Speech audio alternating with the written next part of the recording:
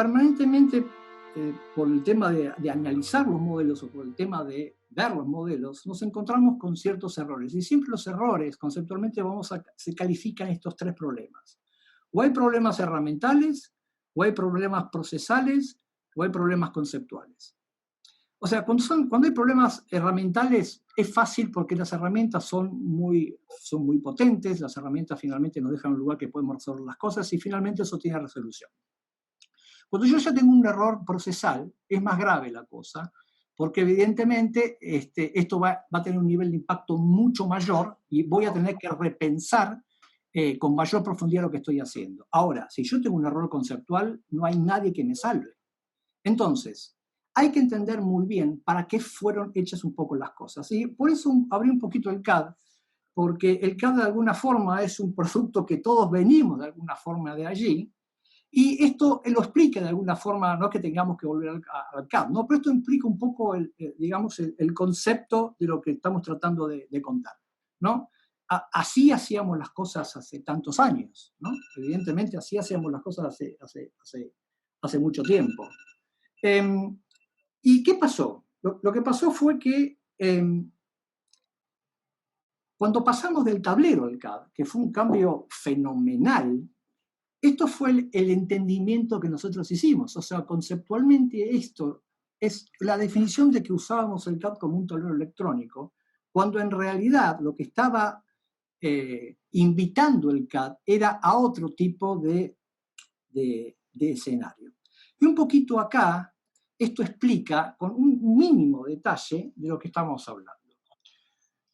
Cuestiones como estas, ¿no? Acá hay una palabrita, y seguramente ahí en el público hay mucha gente por ahí gente joven que no usó tanto el CAD, pero seguramente hay muchas personas que utilizaron esto del CAD, hay muchísima información generada bajo estos preceptos, pero hay una palabrita particular que se llama model, ¿no? ¿Por qué yo nombro un poquito esto? Porque esto tiene que ver con un concepto. Cuando nosotros nos vamos a Revit, por ejemplo, también aparece la palabrita model. O sea, si nosotros vamos acá, esta palabrita model aparece por acá. De nuevo, aparece model. Si nosotros vamos por acá, hay por acá una palabrita también que aparece model. Si nosotros vamos a tocar acá y nos metemos en la composición de este elemento y hacemos un drill down acá y entendemos cómo está compuesta la materialidad de este elemento, acá aparece una palabrita también que se llama model. En este tipo de sombreado acá aparece una palabrita que se llama model. Decís, ¿no querrá decir algo model? Y esto es algo que no recayó tan fácilmente desde el punto de vista de la capacitación. Les voy a hacer una pequeña muestra de qué estamos diciendo y de por qué las cosas hay que entenderlas en su formato conceptual, porque si no podemos irnos a otro lado.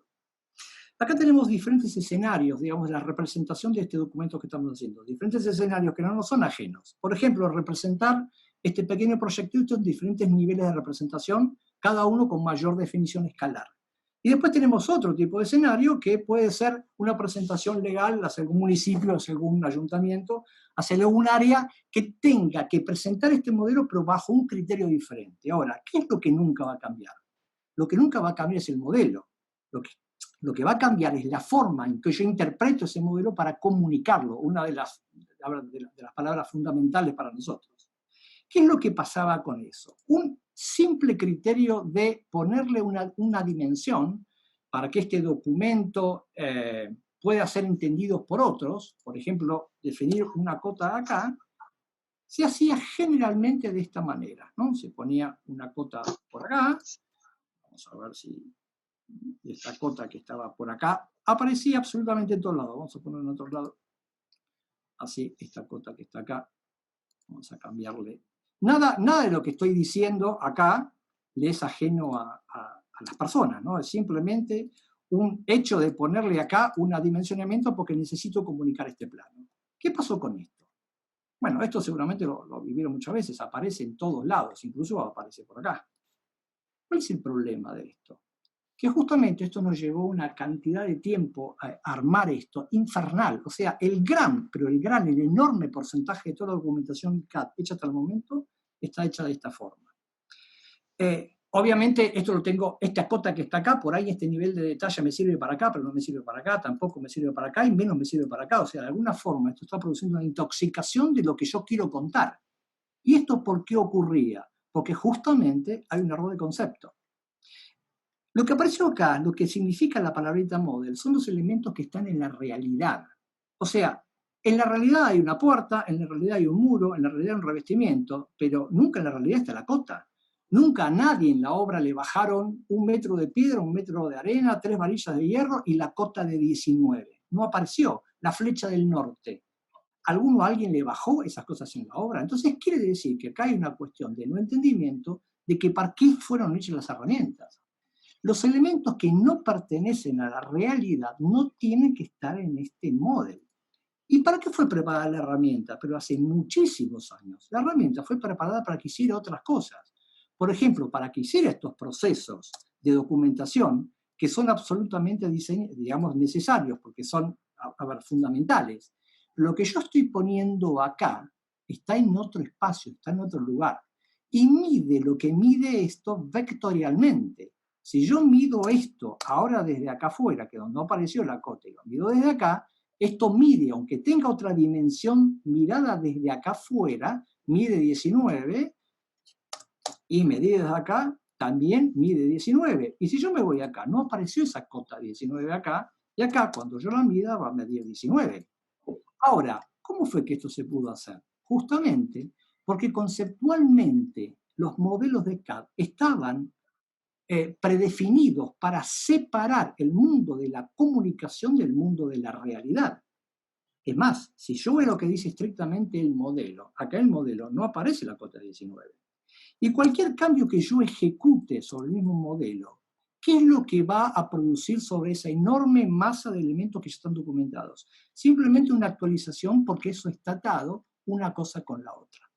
Más allá de que lo hayan hecho esto con la herramienta CAD de esta u otra forma, esto tiene que ver con un acercamiento conceptual a la definición de cuáles son los procesos que los programas llevan implícitamente adentro para que se entienda de esta forma.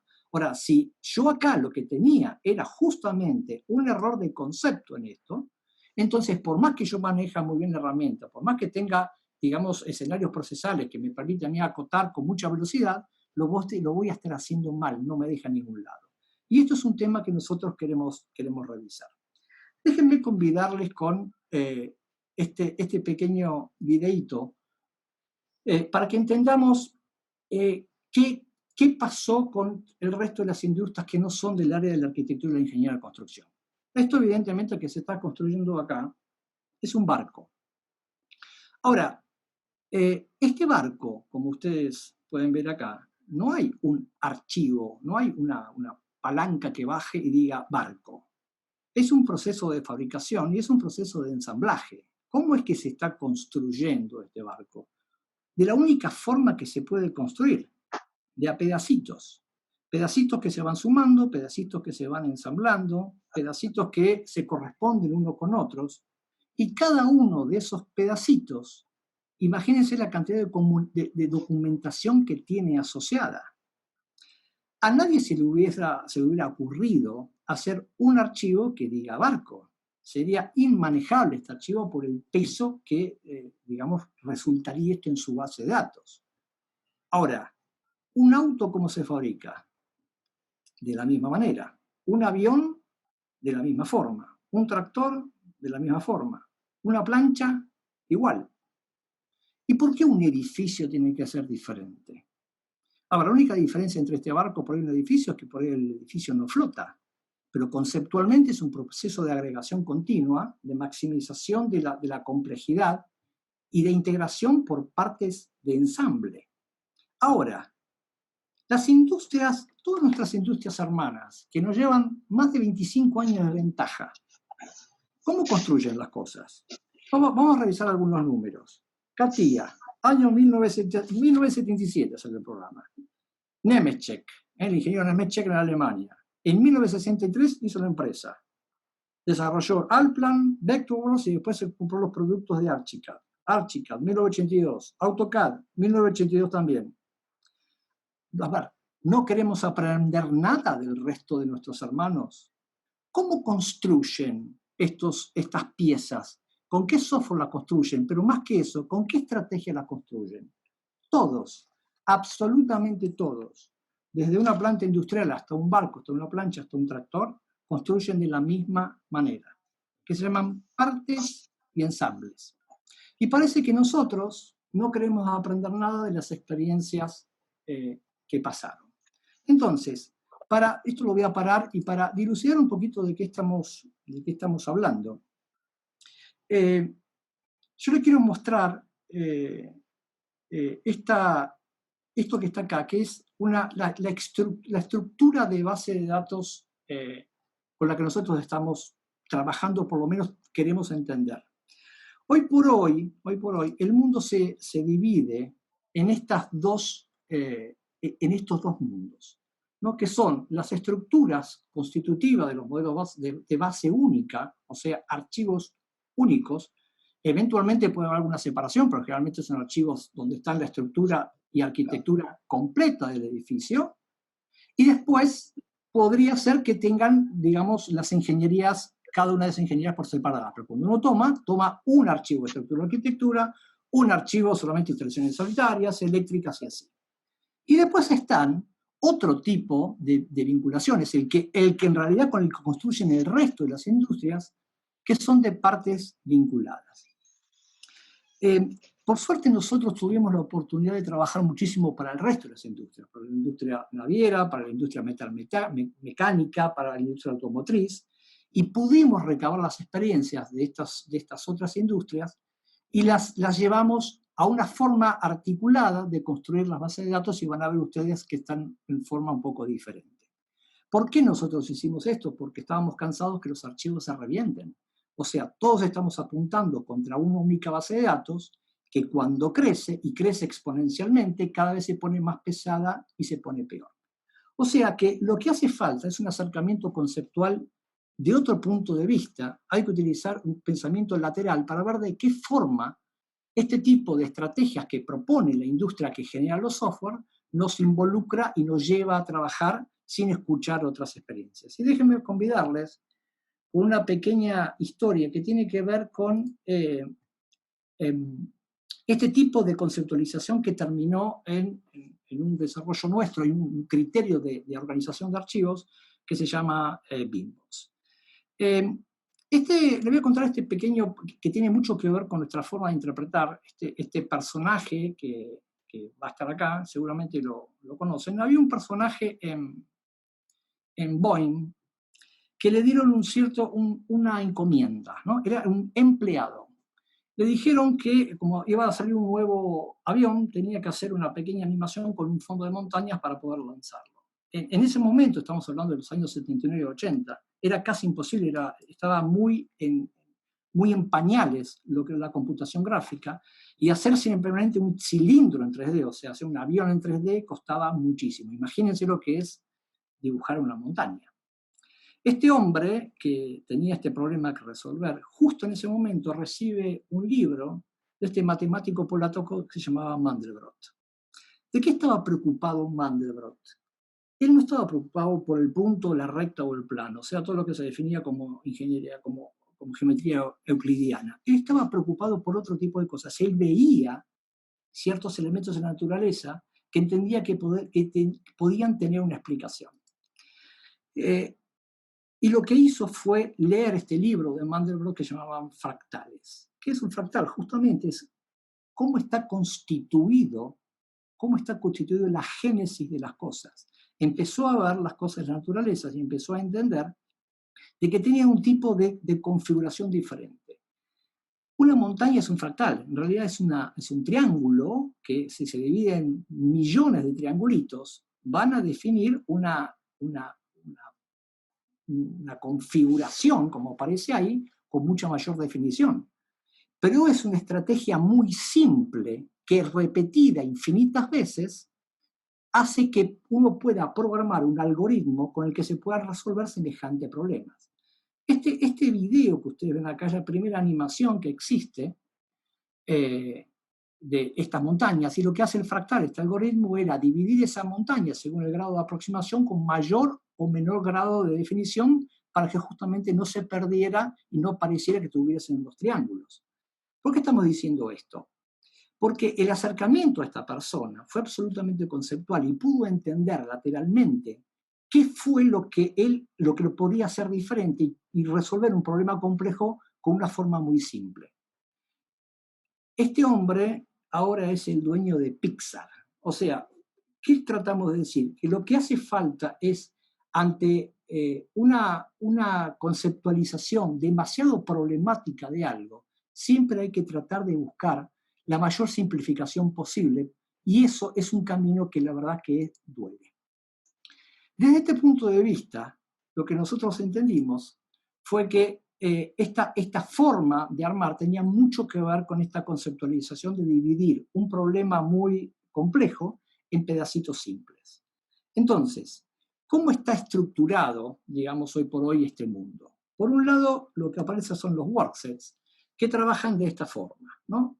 Trabajan con un archivo central que tiene la totalidad de la información en este archivo, pero este archivo no se trabaja, y lo que se hace es dividir este archivo en n cantidad de personajes que van a trabajar con él, en donde cada uno de estos personajes que van a trabajar tiene que hacer una copia local de ese archivo. Si el archivo que cada vez que el proyecto crece, va a crecer, se tiene que hacer una copia con toda su base de datos. O sea, que si esto pesa 100 megas, la copia local pesa 100 megas, y si yo tengo otros personajes que se van sumando acá, son otros 100 megas y otros 100 megas, y así exponencialmente. Por lo tanto, yo cuando tengo que comunicar un cambio, lo que tratamos de ver acá de demostrar es que miren atrás de lo que pasa, porque estamos construyendo esta base de datos, es que cada cambio particular que sucede en cada uno de estos pedacitos tiene que ser transferido al archivo central, y este archivo central es el único que da información al resto de los locales para que se actualice el archivo. O sea, imagínense la cantidad de ceros y unos que pasan a través de las redes.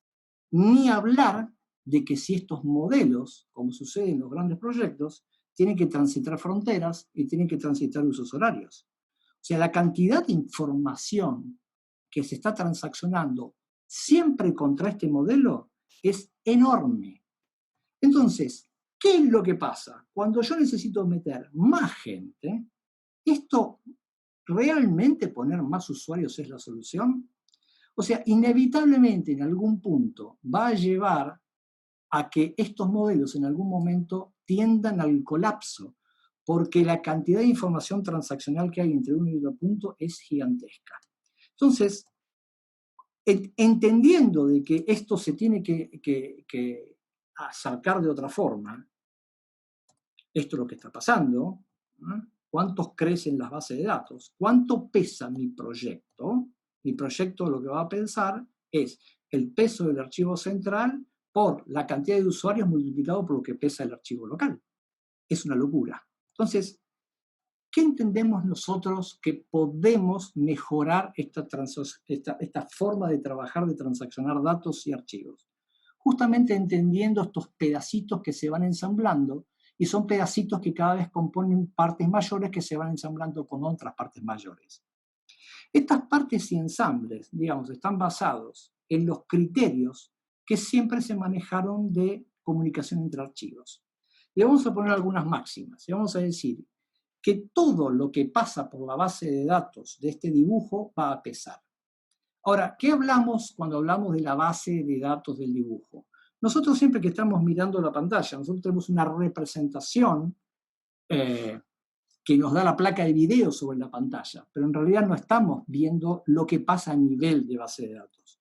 Por lo tanto, lo que nosotros tenemos que tratar de ver con mayor detenimiento es lo que está por detrás del dibujo que tenemos frente a la pantalla. Y esto es lo que se llama la base de datos del dibujo.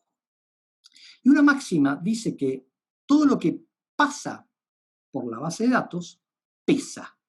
Si nosotros tenemos en este caso un conjunto en donde tenemos el grupo de arquitectura, el grupo de estructura y el grupo de ingenierías, y cada uno de estos pesa 10 megas y es una parte, obviamente lo que yo necesito acá es tener un máster, que es un colector, que es justamente el ensamble. Este ensamble va a recibir esta información de cada una de las partes constituyentes de este modelo general. Ahora, Si esta información pasaría por esta base de datos, este archivo pesaría la sumatoria de las bases de datos individuales. Pero lo que pasa en la realidad a nivel de base de datos no es eso, sino que esta premisa dice que lo que no pasa por la base de datos no pesa. Esto es lo que hacen los XREF y los links, o las partes y los ensambles. Es exactamente la misma metodología.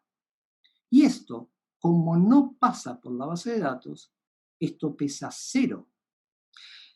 Fíjense un poquito, si nosotros analizamos esto y lo vemos en una forma un poco más, mecánica, ¿no? Acá preparé un videito para que lo puedan llegar a ver.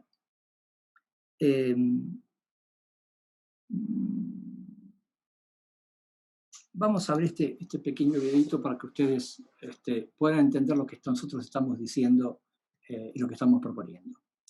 En este video de acá, nosotros tenemos acá a la izquierda 3 opciones, por ejemplo, de proyecto, pero lo que me interesa que vean es el peso de cada una de ellas. El peso, una pesa 12 megas, el otro pesa 11 megas, el otro pesa 2 megas. Y lo que estamos haciendo acá es empezar un archivo totalmente desde cero, o sea, con un template totalmente vacío, lo único que definimos fueron las unidades métricas, y después que las unidades no sean milimétricas, sino que también que estén expresados en metros. Es lo único que hicimos, o sea, es la mínima expresión con la que nosotros podemos empezar en esta herramienta que es Revit. ¿Qué es lo que nosotros tenemos que ver acá? Justamente los preceptos de las partes y los ensambles. Vamos a ver cómo es que trabaja esto a nivel de información, de cantidad de megas que le va a proporcionar este archivo. Lo que nosotros vamos a hacer acá es grabar este archivo, que este va a ser el archivo colector, que nosotros vamos a llamar master, en esta misma ubicación. Y yo quiero que vean el peso acá, que va a tener esto, que anda en el orden de los 300 y pico de megas. Casi nada, ¿no? KB, 368 KB. ¿Qué es lo que va a hacer este master? Este master va a colectar los diferentes tipos de archivos. Cuando nosotros traigamos esos tipos de archivos, como dijimos anteriormente, si pasaría por la base de datos, me incorporaría la totalidad de la información. O sea, la sumatoria de esos 3 archivos estaría dando cerca de 25 megas. Ahora, si nosotros lo que hacemos con esto es vincularlos, en el resto de los software se llaman traerse esta parte. Me estoy trayendo estos 12 megas. Me voy a traer absolutamente toda la información de ese proyecto, pero en cuanto lo grabo, fíjense cuánto resulta el tamaño, cuánto crece. Va a pasar de 368 a casi nada, cerca de 400, 392. O sea, ¿pesó los 12 megas más? La verdad que no. Cuando me traigo el otro, que son otros 11 megas y pico, cuando me los traigo, ¿los va a incorporar la información? Cuando yo lo grabe van a ver que tampoco. Y acá tengo efectivamente toda la información. Imagínense, necesito que se imaginen el barco, ¿no? Si cada una de las partes constitutivas de ese barco pesara lo que pesa, ese archivo general de ensamble general sería totalmente inoperable. Sin embargo, está hecho exactamente de la misma manera. Si yo ahora me incluyo esa información, que ahora pesa 2 megas, que tampoco es muy, muy bajita, me pasa toda la información, pero tampoco me pasa todo el peso del archivo. Entonces, pensemos un poquito nosotros en la transaccionalidad de los datos. Cuando nosotros estemos trabajando con un modelo muy complejo, ¿lo vamos a querer construir todo junto o la verdad es que queremos entender que esto sea mucho más efectivo? Porque cuando nosotros construimos nuestros modelos, parece que cerramos los ojitos y decimos, uy, ¿qué máquina necesitas? Uy, ¿qué placa de video necesitas? Uy, ¿qué RAM necesitas? Uy, cuando yo actualice los archivos, ¿cómo hago para pasártelos? Porque la verdad es que para que pasen los archivos a través de Internet, y cuando pesan mucho, la verdad que es un problema. Este tipo de situación, este tipo de relacionamiento, nosotros las tuvimos que resolver porque la verdad que hacemos muchos metros cuadrados. Y lo que definimos fue un software que se llama Beambox. ¿Qué es lo que hace Beambox? A ver, usa el mismo criterio que utiliza el resto de las compañías. divide un problema complejo en pequeños pedacitos chiquititos, pero incorporando absolutamente a todos los actores. Y cuando yo digo a todos los actores, me estoy refiriendo que el mundo del CAD también tiene que estar sin ningún tipo de dudas involucrados en un proceso BIM. Los procesos BIM no tienen que ser expulsivos del CAD, simplemente porque hay una enorme masa crítica de documentación antecedente que va a servir para generar los próximos modelos BIM, y todavía la adopción por muchas empresas y por muchos profesionales todavía no tiene la velocidad que tiene que tener. Entonces, ¿qué vamos a hacer? ¿Lo vamos a hinchar? Entonces, lo que hace Bimbos es ordenar como un pequeño fractal problemas que se repiten constantemente. ¿Y cómo se divide esto? Bueno, primero acá van a estar las pastillas del CAD, la pastilla del Revit, coordinación 2D, coordinación 3D, y todo el resto de actores o de software que intervienen conceptualmente en BIM. BIM es todo esto. ¿Y cómo se divide este problema grande, si yo lo quiero entender muy simple? Bueno, en procesos de pedacitos. Estos pedacitos, en paralelo a todo lo que es arquitectura, ingeniería y construcción, todos los proyectos, muy simples o muy complejos, se dividen por los diferentes sistemas que los integran: arquitectura, estructura, ingeniería termomecánica, gas, eléctrico, agua fría, agua caliente, lo que fuere, y por sus niveles. Nosotros no podemos prescindir de la fuerza de la gravedad, por lo tanto, siempre vamos a tener una conceptualización estratificada, por más que la envolvente sea tipo Zaha Hadid. No importa, los edificios de Zaha Hadid también tienen ascensores y escaleras que pasan en niveles. Por lo tanto, nosotros tenemos que entender que es posible una división que permite estructurar esta complejidad en pedacitos muy chiquititos, en donde en la intersección de uno y otro nosotros nos vamos a encontrar con un único archivo. ¿Cuánto puede pesar un único archivo versus todo ese barco que vimos? Pues muy poquitito. ¿Qué máquina necesitamos para manejar eso? Una máquina normal. ¿Cuál es la velocidad de transacción de eso? Muy poca. ¿Pasa por internet? Absolutamente. Si yo pongo más gente a trabajar acá, ¿va a tender al colapso? No, porque siempre pesa cada lo mismo unidad. ¿Y estas unidades, cómo se componen? Estas unidades se van a componer en los extremos que aparecen acá, que se llaman los masters, que son los grandes colectores. ¿Cuánto pesan en los masters la sumatoria individual de cada uno de los pedacitos? 0. O sea, desde el punto de vista de la gestión de la información, yo estoy teniendo una estructura absolutamente eficaz, porque yo estoy colectando información y dividiendo lo que nosotros llamamos la matriz de producción. Ahora vamos a hablar un poquito al respecto. Entonces, nosotros tenemos este problema dividido en lo que nosotros llamamos comúnmente los pico y pala, que son los archivos de sistema, dividido por nivel y por sistema, colectores horizontales, que son los máster de piso, que colectan toda la información de todas las ingenierías de ese piso, que sirve para hacer trabajos de coordinación, y lo que son los colectores verticales, que nosotros denominamos máster del sistema, que colecta del mismo sistema toda la información. ¿Qué nos da eso como resultado? Primero, un orden. No hace falta que ustedes tengan Bimbox, esto lo podrían resolver, como en algunos casos pasó, con algún Excel, pero sí conceptualizar este problema por los pedacitos que lo van a integrar. Si yo estoy en la pastilla de CAD y tengo que acceder a un tipo de información, vamos a acelerar el video, este personaje está acá y dice que quiere abrir el aire acondicionado de la planta 6, lo que va a hacer Bimbox cuando le den clic es buscar el programa que está asociado, en este caso AutoCAD, y abrir el piso 6 de aire acondicionado. En nuestras estructuras de datos, este piso 6 de aire acondicionado de CAD, ¿cómo está estructurado? Porque acá lo que tiene que resolver la persona es solamente su ingeniería, pero él no está solo en este modelo, está convidado por otros tipos de ingeniería, mínimamente la estructura y la arquitectura.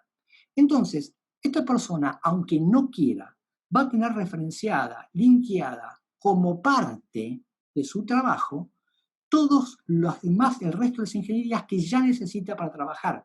No es que lo tenga que ir a hacer cada vez que va a empezar a hacer este trabajo, ya lo tiene hecho, y eso forma conceptualmente lo que se llama un template.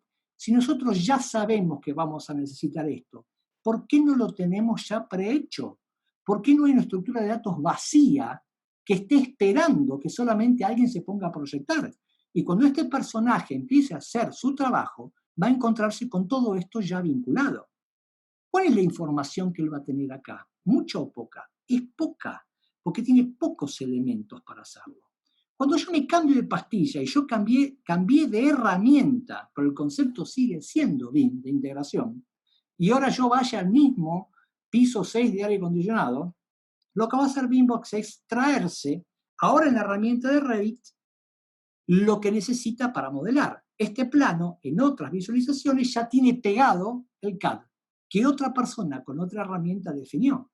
Por lo tanto, yo puedo tener a personas que todavía no se han sumado, no han cambiado de herramienta, porque las tengo que esperar de alguna forma, pero ya evidentemente su conocimiento a través de esa herramienta entró para que alguien lo pueda modelar y le pase por arriba con los diámetros, con las tapadas, con los materiales que otra persona definió. ¿Cuánto pesa este archivo? Muy poco, porque es una partecita de todo el ensamble general. Otras preguntas. ¿Cómo hago para empezar a integrar este tipo de cosas en otro tipo de capa? Porque lo que yo estoy produciendo acá tiene que ser entregado a otro tipo de personaje, que este tipo de personaje puede ser un personaje no técnico también.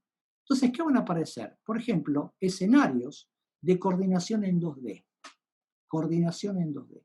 Cuando nosotros hablamos de coordinación en 2D, significa que la persona acá está recibiendo la información que otra persona produjo, pero la herramienta con la que tiene que ver o la tiene que controlar no es precisamente ni Revit ni AutoCAD. Dejemos a diferentes personajes para que puedan entender la complejidad del proyecto sin que tenga que ser un experto en la herramienta. Y esto que está acá es una información planimétrica en 2D, esto es un máster de piso, que lo que hace es colectar todas las ingenierías de ese mismo piso con las combinaciones que nosotros convengamos tener y todas las mezclas que nosotros necesitemos para entender la ingeniería y el contexto que necesita para poder entenderse. Obviamente, este máster de piso que está acá es el que después también se imprime para hacer trabajos de coordinación. Ahora, ya la complejidad evidentemente suma, porque se suma la cantidad de partes que justamente le van a traer riqueza. Esto es un ensamblaje. Cuando nosotros nos vamos ahora a otro tipo de coordinación, que es coordinación en 3D, voy a acelerar un poco, la herramienta ya es otra, y lo que estamos viendo acá es Navisworks, y lo que está integrando es una coordinación de la ingeniería, en este caso, de instalaciones cloacales, con la arquitectura y la estructura, porque ahí se inscribe, entonces la necesita. Por eso es que esta ingeniería, este máster de sistema en 3D de coordinación, lleva a todos los elementos. Y cuando nosotros vamos en coordinación 3D y abrimos ese mismo máster de piso, pero ahora estamos viendo otro tipo de conceptualización tridimensional, lo que vamos a tener es como una especie de ensalada todos los elementos que tiene ese piso con un peso de cero y con una herramienta que puede sumar a un montón de gente que no necesariamente tiene que utilizar las herramientas productoras. ¿Cómo se traduce esto en los términos? Yo quiero que vean acá un poquito, digamos, algunos ejemplos, ¿no? Un edificio, esto es la nueva sede de gobiernos de Honduras, cerca de 220.000 metros cuadrados. ¿No? Muchísima cantidad de gente, muchísima cantidad de actores, acá no falla, todos trabajando a distancia. Ingenierías en México, en Guatemala, en Honduras, nosotros en Argentina. Esto no hubiese pasado si no hubiese estado construido por pedacitos. Mucha información. Otro proyecto. Esto es Iberdrola. Esto es una de las compañías eléctricas más grandes de España. De nuevo, ¿no? ¿Qué es este modelo BIM? Un montón de cañitos, losas, vigas, columnas, todas mezcladas acá. Otro ejemplo. Esto que está acá. Esto es la fábrica de General Motors acá en Argentina.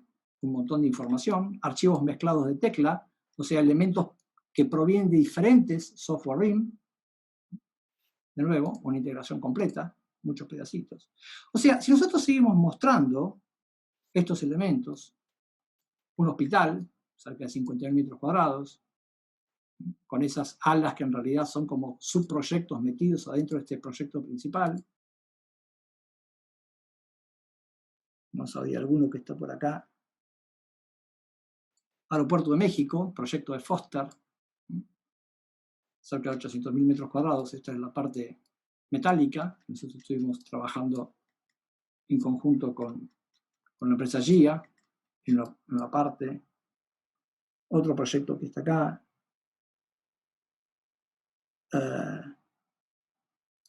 Una torre acá en Buenos Aires, el arquitecto Spelli también, un montón de complejidad. Cuando nosotros vemos esto de afuera, son todos modelos BIM, vamos a ver algún tipo de entendimiento de por qué nosotros estructuramos las cosas de esta forma. Todo lo que nosotros estamos viendo son complejos, todos tienen un montón de caños, todos tienen un montón de elementos, pero ¿son BIM? ¿Qué es lo que vemos cuando vemos un BIM? ¿Realmente podemos decir si a simple vista conceptualmente es un BIM? Esto es un modelo de BBVA. BBVA en España, uno de nuestros clientes, hicimos una implementación, ellos habían hecho todos sus modelos muy grandes de este tipo, bajo los preceptos anteriores. ¿Qué fue lo que pasó cuando quisieron empezar a operarlo? Acuérdense, el concepto de BIM, BAM, BOOM, ¿no? Cuando quisieron empezar a operar esto, que evidentemente ellos son los dueños de este bien, y obviamente el problema más grande lo tienen cuando esto entra en operación y mantenimiento, falló alguna válvula de algún sistema, supongamos de aire acondicionado, le dijeron, mira, yo necesito documentación de esto. Ahora, si alguien ve esto, yo no puedo decir que acá no hayan sabido manejar la herramienta, excelente manejaron la herramienta, no puedo decir que no hayan trabajado muchísimo, no puedo decir que no le hayan puesto amor a esto, pero cuando esto necesitó responder a una pregunta elemental, mirá, tengo un problema de un sistema y un nivel, le dijeron, ¿cómo accedo a la información? Y está metida acá adentro. Sí, pero yo no la puedo ver porque yo soy el operario de esto, sí está metida acá adentro. Le dijeron, mira, esta es tu navegación, búscalo por acá. Y esto lo que es una bolsa de gatos. ¿Cómo hace una persona para encontrar algo acá? Claro, está todo, pero está todo, ¿con qué ley? No hay una ley que lo entienda. Imagínense la cantidad de información que hay acá adentro para que este pobre hombre estaba buscando un plano de CAD. Ahora, esto evidentemente hay muchísimo trabajo y es lo que entregaron. Pero esto no es el fractal, esto no es el pedacito, esto no es la parte constitutiva que se puede entender. Vamos a entender ahora esto mismo, pero en esta misma torre que nosotros vimos acá, que sirve de ejemplo. La misma torre, ¿no? O sea, un montón de cañitos, cositas que van, que vienen, sumamente complejas. Y yo te digo, mira, tengo un problema en el piso 6 de aire acondicionado. Ahora, cuando yo veo la estructura de datos que está acá versus la otra, miren un poquito esta estructura de datos. Esto es la inteligencia con que está construido esto. Esto ordena según la orden lógica de la herramienta que es categoría, familia, tipo de instancia. Pero yo necesito ir de lo general a lo particular.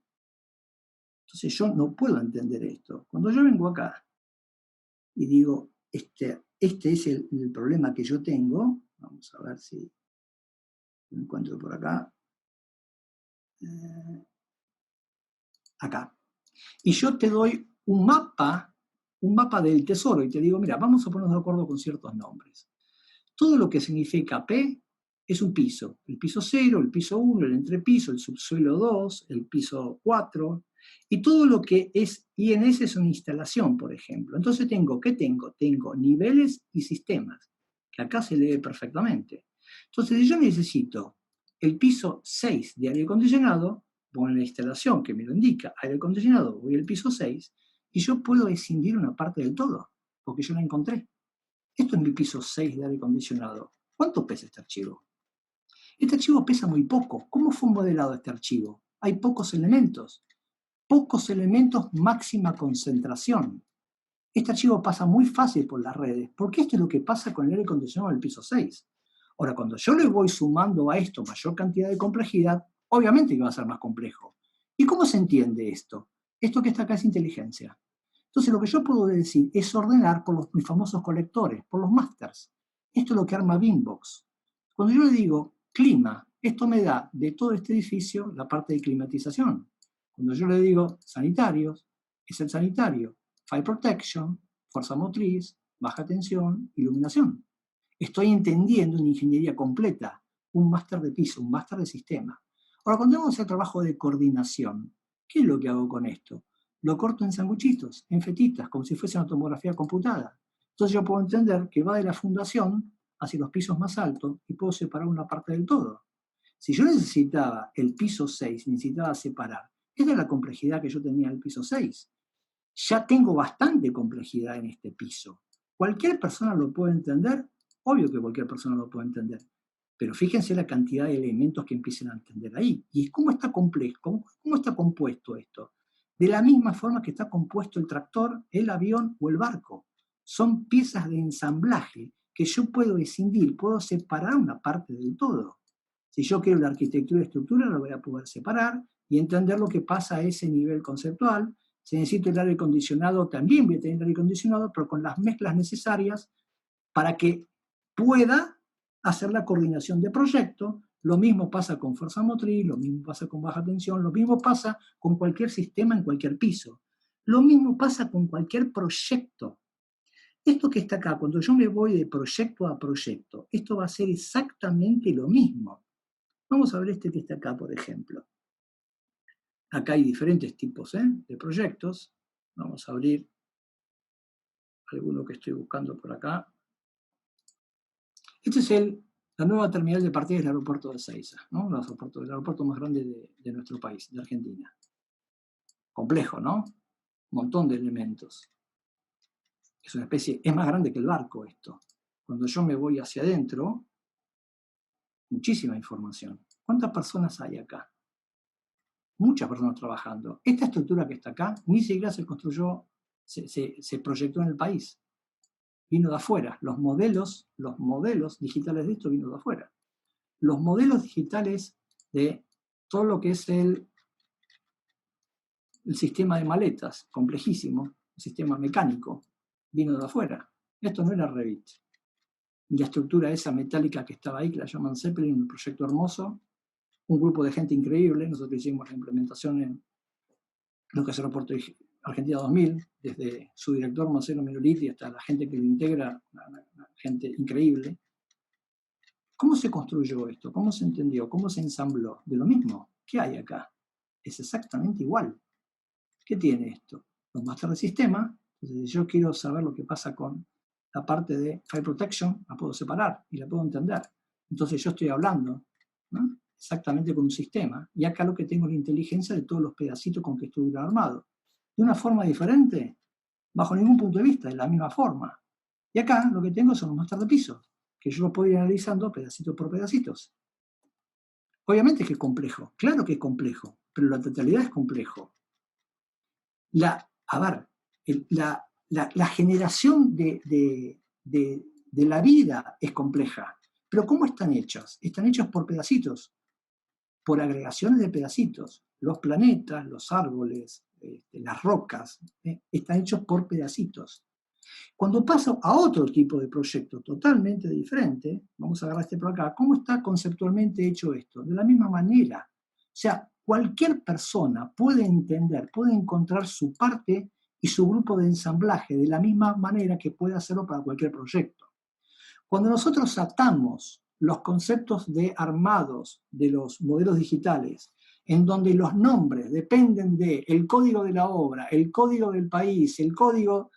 Y la verdad que le sumamos una cantidad de nombres completos. Yo nunca puedo hacer una estructura que esté preestablecida porque siempre se llama diferente.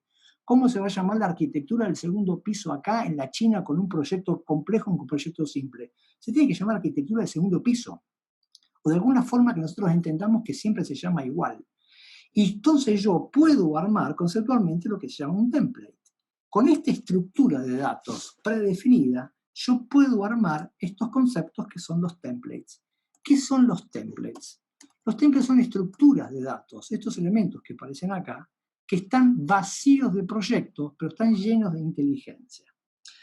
Por ejemplo, ¿qué me permite a mí hacer un template? Vamos a mostrarle acá rápidamente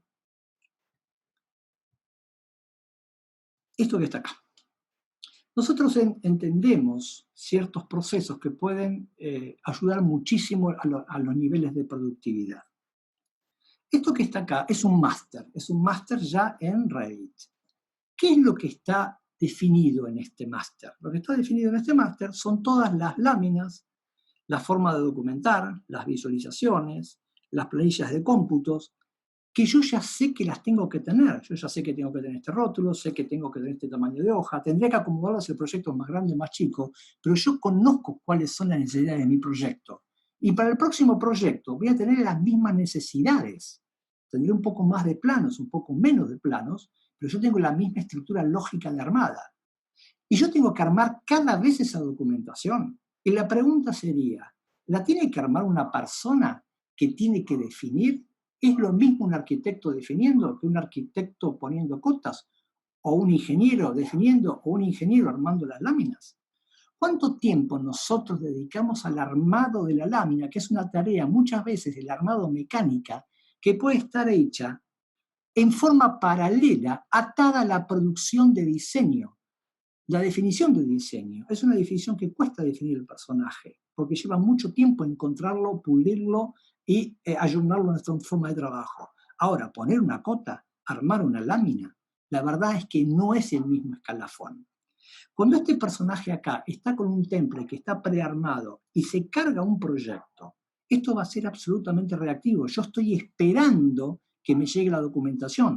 En cuanto yo le ponga algo acá arriba, esto va a empezar a actuar por sí mismo y yo como mucho lo voy a tener que ajustar un poquitito. Esos tres elementos que están ahí, simplemente por la explicación, son tres links. Cuando yo los cargo, estos links, ¿con qué me va a aparecer acá? Se autocompleta solo. Ya la documentación no tiene que ser un problema. Y aparte la documentación no tendría que estar atado a una persona que define, porque la tengo que dejar a las personas que definen definiendo y lo que están documentando, documentando. Y esto hace posible que yo pueda dividir esa matriz de producción en seniors y en juniors, porque no es el mismo escalafón. Únicamente yo lo que tengo que acá es construir inteligencia para que mi próximo template sea mucho más efectivo que este, con mis condiciones de proyecto de control. Cuando yo a este elemento que está acá le saco esta información, y fíjense que esto está cargado de criterios de visualización que automatizan los procesos documentales, mayor nivel de escala, menor nivel de escala, con todas esas etiquetas que automáticamente toman los datos que están adentro, entonces yo ya tengo una cuestión mucho más efectiva y aparte mucho más segura, porque voy a estar poniendo en las personas que tienen que definir actos de definición y aquellas personas que tienen que armar actos de armado de mecánicos, mucho más mecánicos. Cuando yo saco este proyecto y pongo otro proyecto, simplemente tengo otra documentación, porque ahora ha aparecido otro proyecto. Esto podría ser una alternativa de proyecto, podría ser un estudio particular de ese proyecto, o podría ser algo que yo esté evaluando en forma totalmente paralela. Pero acá hay otra gente. ¿Cuánta gente puedo poner a documentar atada a este modelo? ¿Cuánto pesa este archivo que se llama master? Es el master colector. Pesa nada. Analicen la base de datos. Pesa muy poquitito. Cuando yo le vuelvo a cambiar esto y le pongo otro proyecto, aparece otro proyecto. Porque lo que hacen los archivos vinculados es siempre buscar el mismo archivo. Si acá yo le pongo un aeropuerto, le pongo un hospital o le pongo una casa, va a ser exactamente lo mismo. Lo único que hace esto es ir y buscar. Por lo tanto, esto a mí me permite generar justamente procesos que antes ni siquiera lo tenía compatibilizado. Imagínense lo que sería ustedes hacer esa documentación, que es lo que pasa con un aeropuerto. ¿Cuánta gente está trabajando sobre ese mismo modelo que está documentando, otro está computando y otro está definiendo? Esa base de datos cada vez se pone peor. Cuando nosotros decimos que estamos armando una base estratégica y todo está vinculado, tendría que operar más o menos parecido a esto que está acá. Pero esto que está acá, yo tengo que entender conceptualmente sobre qué va a tener impacto. Y cuando yo digo esto conceptualmente sobre qué va a tener impacto, lo que obliga, digamos, BIM, es a que yo me haga ciertas preguntas que antes no me las hacía. Este tipo de escenarios, nosotros los definimos en por lo menos 11 preguntas que están acá, que tienen que ver con a qué estoy jugando cuando estoy haciendo un BIM. Nosotros pasamos prácticamente del CAD, de dibujar cosas en CAD planimétricas, a encontrarnos con una herramienta extremadamente potente, como son las herramientas BIM, que dibujan naturalmente en 3D, pero con la misma cabeza, como poniendo esa cota en el modelo, como no entendiendo que yo tengo que separar la realidad de lo complementario. Nosotros estuvimos jugando un juego de acción y reacción, porque esa fue la cultura de donde salimos. Si lo llevamos a un nivel mucho más lúdico, estuvimos jugando a las damas, acción, reacción, me como, te comes, me como, te comes. Ahora, esto implica otro tipo de estrategias, que tiene más que ver con el ajedrez, porque es un juego de estrategias. Entonces, cuando yo estoy construyendo un BIM, ¿qué me tengo que preguntar? Por lo menos tiene que pasar por estas instancias. ¿Cómo lo voy a documentar? ¿Cómo lo voy a controlar? ¿Cómo lo voy a actualizar? ¿Cómo lo voy a analizar? ¿Cómo lo voy a simular? ¿Cómo lo voy a computar? ¿Cómo lo voy a comunicar? ¿Cómo lo voy a vincular? A construir, a certificar, a mantener. Si yo no me hago estas preguntas en el momento que estoy haciendo el modelo de datos, evidentemente en algún lado no voy a hacer que ocurra que los modelos sean traslativos de instancias entre instancias. Voy a tener que hacer un enorme retrabajo porque directamente el modelo en algún momento no va a responder. Y estas preguntas tienen que estar en el ADN y no significa que yo esté generando un modelo más complicado, sino que estoy generando un modelo más estratégico, más pensado, que es donde tenemos que ir. Entonces, cuando yo estoy generando un cambio y estoy generando una estrategia de datos que se interrelaciona, ¿qué es lo que estoy haciendo? Entonces, vamos a ver este pequeño videito que está acá para mostrarles un poquito la estructura de datos que nosotros estamos entendiendo que tiene que tener para que se relacione. Esto que está acá obviamente es un CAD, pero esto que está acá es un máster de piso. ¿Qué tiene este máster de piso que después se inyecta esto en Revit? Tiene principalmente un elemento que se llama datum. Los elementos datum son aquellos elementos constitutivos como si fuesen los huesos del proyecto. Las grillas estructurales, los niveles. Y este archivo de AutoCAD va a estar metido acá en este archivo de Revit, que hay muchísima información en donde aparece acá. O sea, el mundo del CAD está vinculado directamente al mundo del BIM. Es ese que está ahí. Y a partir de este que está ahí, si la inyección fuera de CAD, digamos, nosotros dibujamos rápidamente, creamos nuestro modelo de datos. Y este archivo de datos, que es un archivo estratégico, está también metido en el mundo del CAD, en el mundo del BIM, como un link. De nuevo, ¿cuánto pesa acá a nivel de base de datos? 0. ¿Por qué nosotros hicimos este tipo de juegos? Porque hay un tipo de interrelación permanente entre lo que es el mundo del CAD, el BIM, la producción del modelo BIM y la documentación de este modelo BIM y estos másters. Estos másters están recibiendo la información de cada uno de los sistemas y acá se está haciendo la documentación de sistemas, de pisos, el cómputo, los aspectos analíticos, y estas son todas las documentaciones que nosotros tenemos atadas. Entonces, cuando nosotros vemos ese máster de piso que ya viene del mundo del CAD, esos son los elementos que están constituyendo eso, que son los niveles y los sistemas, son las pequeñas pastillitas que se incorporan al resto. Esos archivos de datos, que son archivos estratégicos, están metidos absolutamente en todos lados. Son los que reúnen la estructura lógica, compositiva, estructural o morfológica de lo que yo estoy haciendo. Cuando ese archivo datum cambia, acá se produce un enorme, un gigantesco proceso de actualización. Simplemente una definición de proyecto, donde alguna de esas grillas estructurales cambia de posición, eso genera un enorme impacto. Miremos el mundo del CAD. Ya lo va a tener establecido, o sea, ya se relaciona y sabe que tiene que cambiar. Y por supuesto, acá ¿quién se pone a trabajar? Bueno, acá se pusieron a trabajar todos. El arquitecto, el estructuralista, el ingeniero termomecánico, el eléctrico, todos los personajes que están trabajando sobre este modelo de datos, aunque esto sea de CAD, se enteraron de que hubo un cambio y todo este proceso de armado, no es que yo lo armé para este proyecto, ya estaba armado mucho tiempo antes, con toda la estructura ya previnculada. Lo único que no tenía era el proyecto, que, como le mostré anteriormente, estaba esperando que alguien le pusiera este proyecto. Cuando ya alguien en el mundo del CAD cambió algo, como esto está vinculado al mundo del Revit, esto va a impactar directamente y vamos a ver qué pasa cuando esto cambia. Cuando esto cambia, el datum de Revit también se enteró de que cambió el datum de CAD, porque son los mismos elementos, y yo lo puedo actualizar. Cuando yo actualizo esto, de esa grilla que está ahí armada, penden un montón de elementos que tiene una definición y una estructura paramétrica en relación con ese elemento. Cuando yo cambio, fíjense que simplemente lo que se hace son recargas de archivos que pesan 0 y obviamente ahí veo la dicotomía que hay entre la actualización y lo que yo tengo. Ahora, cuando yo actualizo ese datum, todo el proyecto se autoactualiza. ¿Por qué ocurre esto? Porque cuando yo construí este modelo de datos, en este caso con Revit, estaba pensando si cambia, cómo cambia, si se actualiza, cómo se actualiza.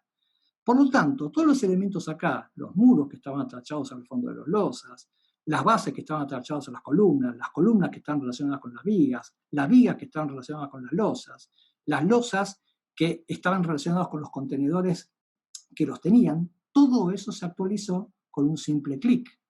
Ahora, esto es posible de hacerlo porque la relación que hay entre los elementos estuvo pensada antes. No es que yo estoy dibujando un modelo en 3D, sino que lo que estoy poniendo son las estrategias que van a recibir este cambio. Si esto no se hubiese definido de esta forma, esto simplemente estalla y no cambia.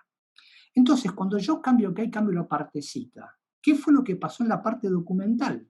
Simplemente toda esa documentación que yo tenía con el modelo anterior, una simple recarga de este modelo que está en la otra punta, se actualiza en forma automática. Y todo lo que yo ya tenía preestablecido, plantas de arquitectura, plantas de estructura, cómputos, vistas, visualizaciones tridimensionales, animaciones, etcétera, se actualizaron con un simple clic. Ahora, este simple clic no es que anduvo automáticamente porque se me ocurrió, sino, vuelvo a decir, porque el juego de estrategia que definimos fue el que definió cómo iba a generar ese cambio. Ahora, para que se entienda un poquito más eso, ese simple cambio que yo hice ahí, necesito que lo vean acá para que vean de qué magnitud estamos hablando. Esto que está acá, es el mismo modelo para diferentes actores. Esto lo estamos viendo en la nube. Es el mismo modelo que nosotros teníamos, ahora en la nube. Nosotros estamos hablando de comunicación. Y estamos hablando de simultáneo, sinérgico, colaborativo y actores técnicos y no técnicos. Estamos hablando de esto. Acá estamos simplemente con la necesidad de tener un navegador y automáticamente conectamos a todo el mundo con lo que se está haciendo, sin ningún tipo de problemas. Inclusive teníamos nuestro modelito que estaba acá, puesto en la nube. Inclusive muchos de estos visualizadores son gratuitos. Y todos estos visualizadores permiten tener un link directamente para que yo, si quiero, lo llevo a la obra y veo desde la obra la única base de datos que hay, el único modelo. Cuando esto se cambió, esto se produjo el cambio, ¿cómo pudo haber visto ese cambio? Simplemente porque estos modelos, que aparte acá está toda la documentación bidimensional, que salió del Revit, estos escenarios permiten calcular el cambio. Ese cambio, para que ustedes lo vean acá, ese cambio de esa grilla, produjo 148 modificaciones. Imagínense que si yo hubiese tenido estructurado mi pensamiento del cambio de esto, ¿qué hubiese ocurrido si yo tengo el barco? Entonces, cuanto más grandes son los archivos, los cambios son mucho más masivos y mucho más peligrosos con la base de datos. Inevitablemente eso en algún momento va a llevar al colapso. ¿Y de qué forma yo puedo entender los cambios? Justamente porque tienen las mismas estructuras de datos. Vamos a ver, por ejemplo, este proyecto que está ocurriendo ahora con la gente de aeropuertos. Este es el aeropuerto de Tucumán, versión número 15. Cuando nosotros necesitamos entender qué fue lo que cambió, esto me dije que hay 4.000 elementos añadidos, 576 removidos, 6.467 modificados, de la versión 15 a la versión 11. Y yo puedo ir de mayor a menor. ¿Cuáles elementos fueron modificados? Todos estos que estaban acá. Aquellos, ¿cómo es que los puedo ver estos elementos? Y los puedo ver por pedacitos, por filtrados. Necesito ver aquellos elementos que cambiaron en el nivel 1 de la estructura metálica. Y estos fueron los elementos que cambiaron de la estructura metálica. ¿Y qué fue lo que se modificó? Cuando yo toco la pieza me va a estar diciendo cuál fue el efecto del cambio. Entre una y otra posición me dice qué fue lo que cambió. Lo mismo que acá, me decía, esta pieza que estaba acá, la puedo identificar perfectamente, decime al nivel de arquitectura del nivel 00, me está identificando una porción, o sea, un nivel y un sistema, cuáles fueron los cambios que se realizaron. Entonces, si yo miro cualquiera de estos elementos, puedo identificar, por ejemplo, una partecita, puedo tomar este elemento y le puedo decir qué fue lo que cambió de este elemento con respecto a la versión anterior. Y como es fácil de identificar, es fácil de entender el cambio. En la versión 1, como estaba hasta acá, era más grande la superficie.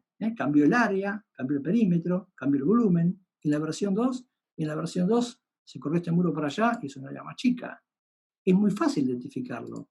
¿Cómo se identifica este problema grande, este problema y este problema? Porque el navegador que recibe esto en su browser tiene la misma estructura. Partecitas, fractales, niveles y sistemas. Necesito entender lo que pasa con la estructura metálica de este nivel. Solamente esto. Solamente sepáramelo. Y esto es lo que tengo. Tengo el pedacito de toda la parte. Es fácil entenderlo. Es fácil encontrarlo. Es fácil comunicarlo. Volvamos. No nos olvidemos las estructuras que nos dejan estos proyectos de base única. No puedo encontrar nada acá. Y este archivo pesa lo que pesa el conjunto de este archivo. Un poco lo que necesitamos mirar es atrás, porque como decía el Principito, lo esencial es invisible a los ojos. Entonces, cuando estemos hablando de modelo BIM, pensemos qué tan BIM es tu BIM, qué es lo que estamos haciendo, qué es lo que estamos tomando de las empresas productoras de software como hechos que no se pueden ni siquiera rever, porque tenemos que trabajar de esa forma únicamente. ¿Cómo es que nos vamos a usar un pensamiento lateral? ¿Por qué no va a ser más efectivo eso? A ver, el señor Ferrari hacía unas máquinas increíbles de carrera, y unos autos impresionantes que andaban a 400 kilómetros por hora, pero él para manejarlo necesitaba un piloto. No se pudo manejar a 400 kilómetros su Ferrari. Nosotros somos pilotos, por lo tanto nosotros nos vamos a encontrar con la necesidad de generar otro tipo de escenarios para poder entender la complejidad que estamos haciendo. Cuando uno está viendo este tipo de situación, hay algunas cosas que no tenemos que preguntar, y con esto los voy dejando para no generar tanta complejidad con esto, porque solamente queremos dejar un punto de vista quizás diferente y un mensaje para que los ayude a ustedes por lo menos a plantearse otro tipo de escenarios. Esto que está acá es un máster de piso, ahora por ahí entiende un poquito más, es el producido de este modelo que nosotros estamos generando acá. Nosotros estamos haciendo un gran esfuerzo para generar estos modelos los más simples posibles, para que se entiendan, pero con el máximo alcance posible desde el punto de vista del conceptual y los procesos, ¿no? ¿Cómo se comunica esto hacia otras áreas? En 2D y en 3D y en todas las formas posibles. O sea, que esto que nosotros estamos haciendo acá se puede comunicar, como nosotros vimos, a través de otros programas. Este programa que está acá es Design Review, que genera un tipo de archivo DWF que es inviolable. Pero ¿cuál es la ventaja que tiene este tipo de archivo? Que es vectorial y que se lleva toda la base de datos del dibujo, digamos, del software que lo emitió. Por lo tanto, cada pieza de acá puede tener toda la información. Supongamos un proceso determinado. Yo estoy en una instancia de mi trabajo con la herramienta productora que es Revit. Lo que hago es poner a disposición un set de documentación para que otras personas con otra herramienta, que no son especialistas en la herramienta, pero sí son gerentes de proyecto, por ejemplo, definan si este proyecto está bien o está mal y que opinen y que hablen sobre él. Nosotros estamos diciendo que hablen sobre él. Estamos diciendo que el único campo de batalla que nos sirve a nosotros es el plano. De nada nos sirve enviar un mail diciendo que en el plano 78, arriba a la izquierda, la columna cambió de sección. Yo tengo que ser específico. Y puedo usar estas herramientas, que son herramientas de libre disposición. De nuevo, esto genera un tipo de archivo que es como un PDF, pero vectorial. Nosotros necesitamos elementos vectoriales, en donde cuando yo hablo y defino un comentario, defino un estado, y defino para qué es esa marca que estoy poniendo. Esto no podría haber sido dicho de otra forma, por lo menos no de la claridad con que se hace encima del plano. Cuando yo estoy definiendo esto, que corra esta grilla, que es la modificación que yo les mostré, que la corra hacia la derecha 75 centímetros, todos los datos de la persona que habló quedan relacionados con esa marca. O sea que las palabras acá no se las va a llevar el viento. Y en otro sheet de esto, me di cuenta que necesito hacer una consulta acá. Por lo tanto, en este tipo de view, voy a definir otra pregunta que inclusive se pueden definir con un criterio de colores, como si fuese un semáforo, por los niveles de peligrosidad de la pregunta, digamos, para que la persona que lo reciba, aparte, pueda definir que las rojas son las más importantes, las amarillas prestar atención y las verdes, bueno, podrían pasar. Entonces yo califico las preguntas con más cuestiones y le pregunto, pero le pregunto cuando yo tengo tiempo y le pregunto encima del plano y mi registro queda ahí y lo hago con una herramienta gratuita y no necesito tener un super máster en los programas editores. Y aparte no quiero que me toquen la edición del modelo que estoy haciendo. ¿Qué es lo que va a pasar con esto? En la otra punta, yo estaba con un plano ahí mirando la escalera y me llega la notificación de que alguien me habló en el plano. Lo que yo hago es cargar esa información. Lo que pasó es que el programa me avisa que en toda la documentación que yo tenía había 2 hojas ahí en las que alguien hizo algún comentario. Lo que va a hacer el programa es cuando yo le dé clic, te va a llevar directamente, va a abrir esta hoja en este máster y te va a llevar directamente a esa visualización y le va a cargar arriba exactamente la marca que hizo otra persona. Esta marca que hizo esta persona me está indicando a mí, a ver, absolutamente como si fuese un cirujano, para qué lo dijo, cuándo lo dijo y cuál es el objetivo que tiene que cumplir esta modificación.